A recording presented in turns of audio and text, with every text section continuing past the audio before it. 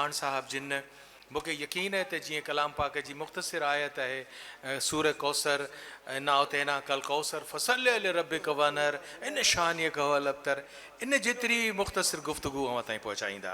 मौलाना सलीमुल्लाह चौहान साहब। अस्सलाम वालेकुम। मुंहिंजो नालो चौहान सलीमुल्लाह, डायरेक्टर मौलाना उबैदुल्लाह सिंधी अकेडमी राजो ॻोठ। मज़े जी ॻाल्हि हीअ आहे, मां मेन टॉपिक ते अचां थो। अल्हम्दुलिल्लाह मां पाण बज़ाते ख़ुदि राइटर आहियां। हिकु दर्जो बि स्कूल पढ़ियल कोन आहियां। 50 किताब जो मां राइटर आहियां।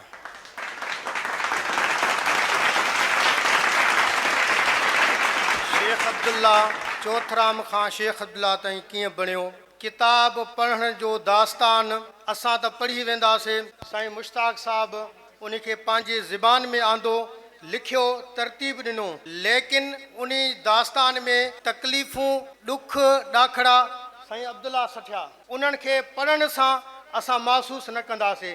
जिन इन्हनि ॾुखनि, ॾाखड़नि, तकलीफ़नि खे घर छॾियो, अबो अमा छॾियो, उहो उन खे ख़बर हूंदी त अबो अमा छा हूंदो आहे, रत जा रिश्ता छा हूंदा आहिनि। यकीन कयो, इहे लफ़्ज़ बयान करण सां असां उन जी हक़ीक़त नथा बयान करे सघूं।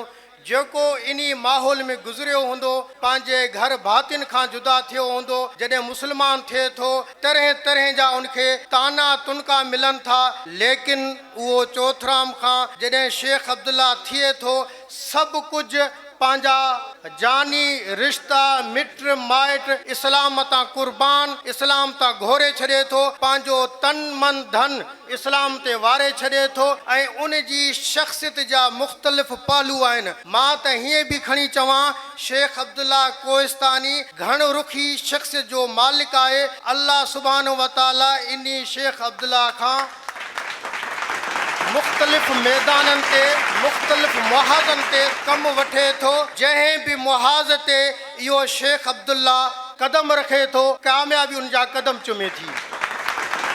पोइ चाहे उहो मुहाज़, उहो मैदान ख़ल्क़े ख़िदमत जी सूरत में हुजे, चाहे स्टेज जी सूरत में हुजे, शेख अब्दुल्ला पंहिंजे हर मुहाज़ खे, हर मैदान खे सही नमूने सां निभायो आहे, सही तरीक़े सां निभायो आहे। मां उन खे भेटाई साईं जे हिन सिट सां भेटा ॾियां थो। माण्हू सभु न सुहिणा, पखी सभु न हंज, कंहिं कंहिं माण्हू मंझि अचे बूए बहार जी। सदा सलामत, सिंध ज़िंदाबाद।